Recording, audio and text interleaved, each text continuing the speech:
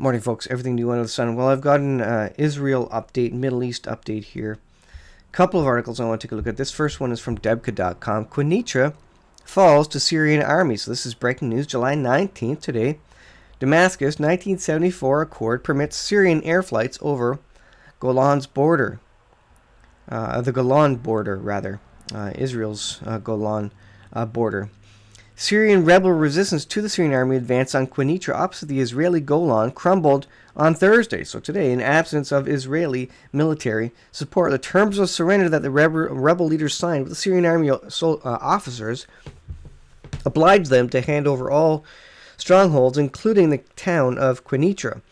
So now forces that are against Israel are now controlling Quneitra. Syrian army was able to return to the positions held before the 2011 uprising without a shot. Rebels refusing to sign were to be sent with their families north to Idlib province, sent away effectively. Israeli officials and military leaders were dismayed by a message received from Damascus claiming that the 1974 Separation of Forces Accord, which both governments resuscitated this week, allowed Syrian aircraft, including assault helicopters and UAVs, to fly over the buffer zones of the Golan up to Israel, up to the Israeli border.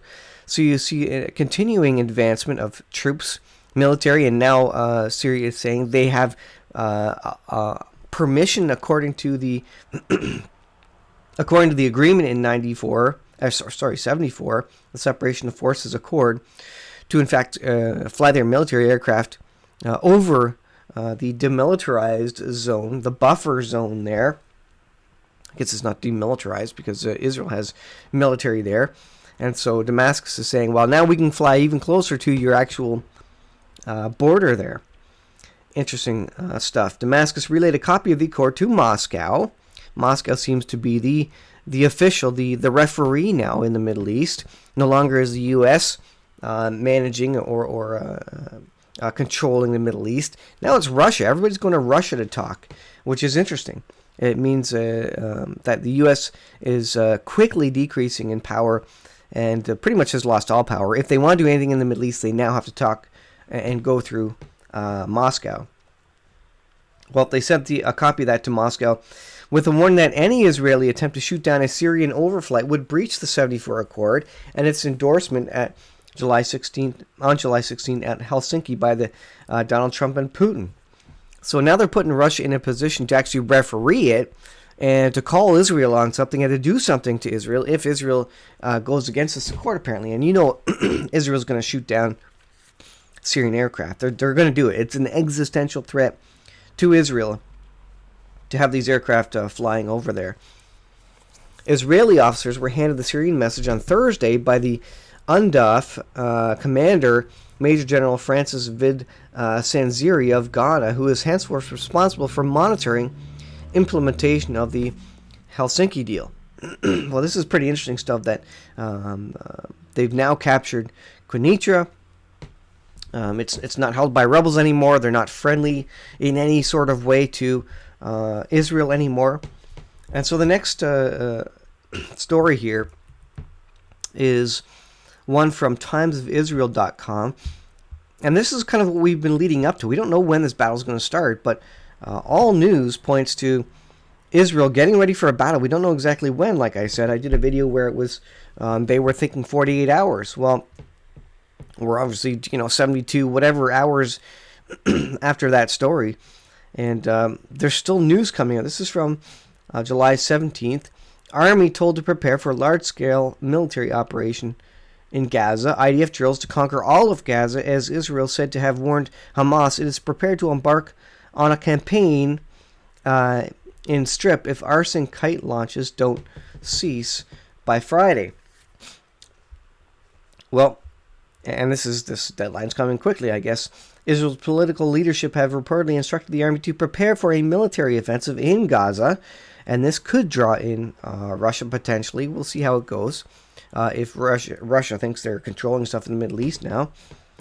And that's going to be initiated if the incendiary devices, the flaming kites effectively, from Hamas-run coastal enclave into Israeli territory continues. According to Channel 10 News, report Tuesday, Israel has set Friday as a deadline for the flaming kite and balloon launches to cease. If that does not happen, Israel may decide it has no choice but to embark on a military campaign. And again, you look at these, and when Israel goes in here, when are they going to decide to take out the inner circle of nations, the nations directly on their borders? When are they going to decide to take them at once and for all? Instead of doing these small little things which push them back for a year, even 6 months or something, when are they going to say, that's it, we're just going to take out, we're going to occupy, we're going to completely destroy and overwhelm them, so that we have, you say, a 5-year buffer, a 10-year buffer, something like that. And I would suggest that when they decide to do that, that's kind of Psalm 83 in fulfillment in the inner circle of nations being destroyed. And putting it out there, it's speculation. I had a comment I'm speculating on a lot of things. Well, yeah. I mean, pretty much all of being a watchman on the wall, looking at passages relating to the return of the Lord.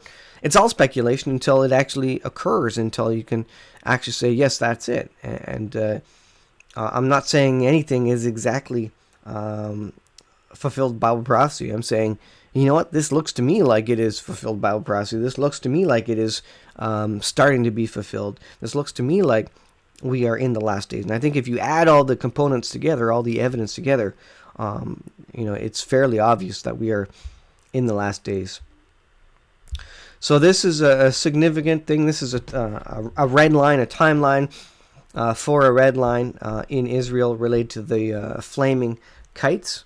So will they do a large-scale military operation? I said it before. I think there's going to be a large military operation this year in the Middle East, 2018. I've been saying it for a while. I think all things are lining up. I think it hasn't happened yet because the U.S., North America, Western nations aren't quite in the ready position for a financial collapse, an economic collapse. I think that happens in line, in conjunction with the prophetic events happening in the Middle East, where an economic collapse happens to all Western nations. That takes Western nations out of Bible prophecy. They have no longer the money, the willpower, the ability maybe to stand up for Israel in the last days. And then what we have is Israel attempting to defend itself, basically. And of course, in Ezekiel 38, we have Israel being overrun, finally calling upon the name of God, and God comes back in his power and shows his power to the world with no help of Western nations. God doesn't want the Western nations there because God wants to show his power and have the world recognize that, you know what, this could not have been anything but the God of the Jewish people saving them from a massive onslaught by Gog Magog, the Ezekiel 38 alliance, Russia, Iran, and Persia. So pretty interesting events here. We're going to continue to watch it, but I think all these are leading up to a massive battle this year, which means, if what I believe is true, then I think we're going to see a significant economic crisis this year as well. I could be wrong, but all chess pieces are there, if you will. All puzzle pieces are there, ready to go at any time. We can kick off, any of these major battles at any time now. It's just a matter of what is God's timing, and how do we know God's timing about this stuff. I do know we're in the very last minutes of the last day, in terms of 6,000 years of man in this planet, and Lord's returning soon. Thanks for watching, guys. I'll leave it there, and we'll see you guys in the next video.